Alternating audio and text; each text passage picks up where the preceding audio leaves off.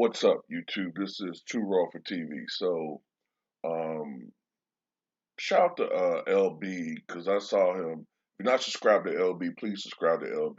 Before I went to bed last night, I did see him break this story.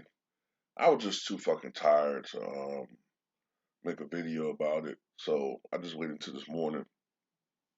But most of you are aware now that the Milwaukee Bucks pulled off some uh, very uh, good moves for them. You know what I'm saying? When you look at what they needed, it's not stacking the deck.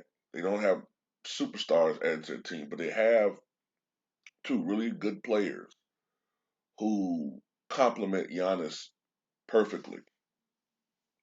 Now, the first news that broke was that they acquired Jrue Holiday. Now, there was speculation before this announcement that was confirmed by credible sources that he might go to Boston or maybe even there was some speculation maybe the Lakers might pick him up.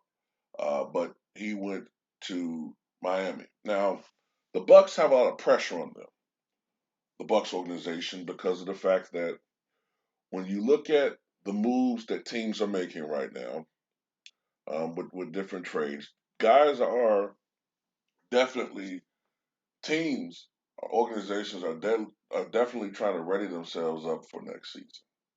Um, when you see one team like the Lakers make the run that they make, whether or not teams may be overdoing it, generally what you'll see is a team will make moves they think that'll keep them, or hopefully they think will keep them competitive in a championship race if they're in that category. Now, Milwaukee, over the last couple of years, have been a great regular season team, but their weaknesses have been exposed during the playoffs. Or better yet, Giannis Antetokounmpo's weaknesses have been exposed. And Milwaukee just didn't really have a good counter for that.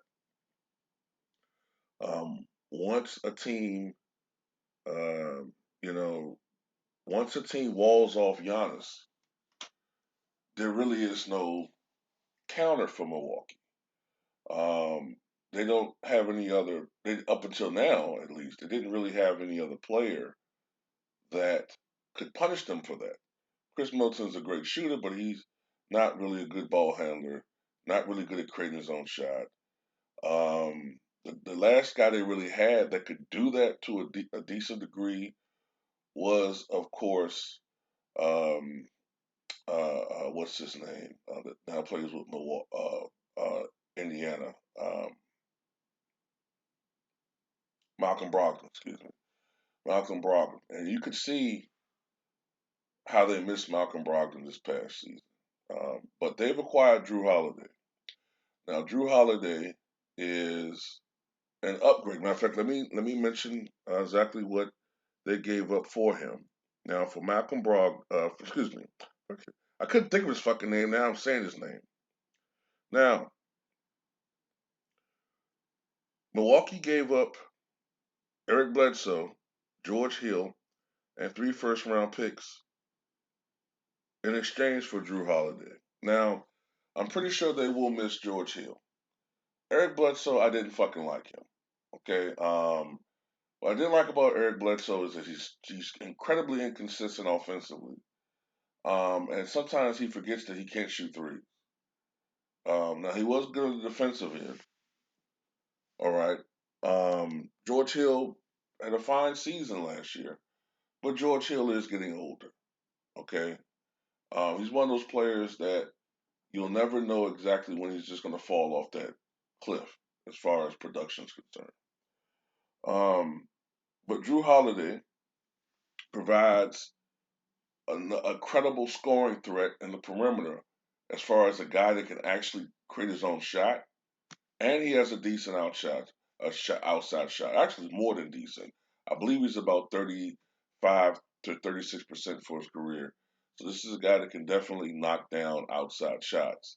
But the most important thing is that he's like Eric Bledsoe. He's a really good defensive player, a little bit bigger, a little bit quicker, and he can create his own shot. He's a much better offensive threat. And then, of course, Milwaukee acquired Bogdan Bogdanovic.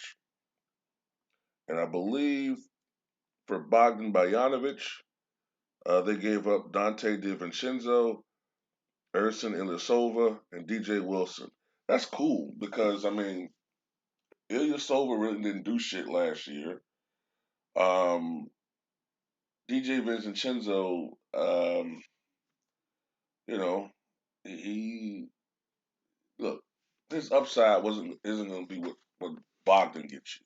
So I think this is an excellent trade for Milwaukee. Um, for Sacramento, this shores up their rotation. You know what I'm saying? Because they had a lot of players who fit that type of skill set that Bogdan has. But Milwaukee needs that. Bogdan is one of the best catch and shoot players and one of the best deep threats in the NBA. He shoots 37% from the floor, but I read from catch and shoot, he's over 40%. And in this type of offense, I wouldn't be surprised if Bogdan uh, has a lights out season. And he's one of the best premier clutch players according to statistics now. He's one of the best clutch performers in the NBA. I think that this move definitely not only helps alleviate some of Giannis's headaches, hopefully in the postseason, but also it will greatly help Chris Middleton. Um, Chris Middleton now has a guy in the backcourt and Jrue Holiday who can be a great setup man for Chris Middleton. Remember how great Chris Middleton looked in 2019 when Malcolm Brogdon was there? Remember he was an All Star that year, and remember he was shooting like he had crazy percentages until Brogdon got hurt. I think Brogdon played like 64 games during the season and he got hurt with the plantar fasciitis and he came back late in the playoffs.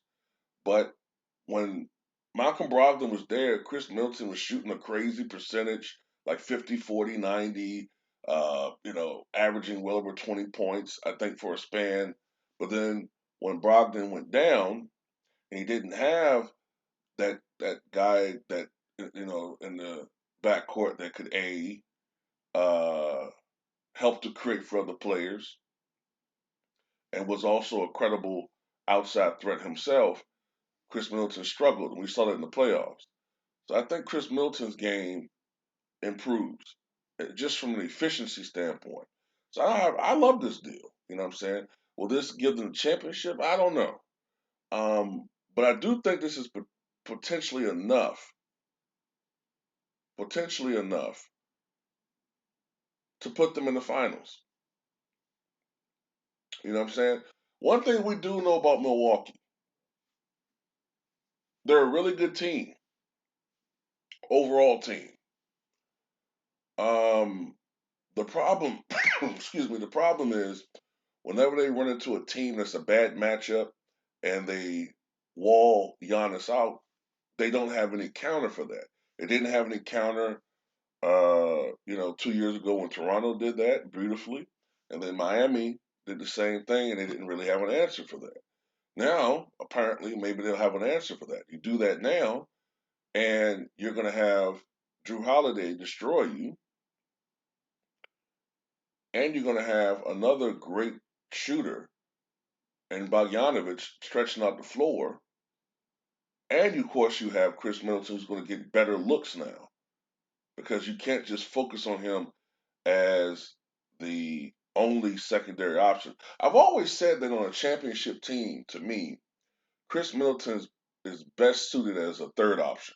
Now, I'm not going to say that he's going to be third in scoring, but he's not, to me, like number two like Scotty and then a drop off.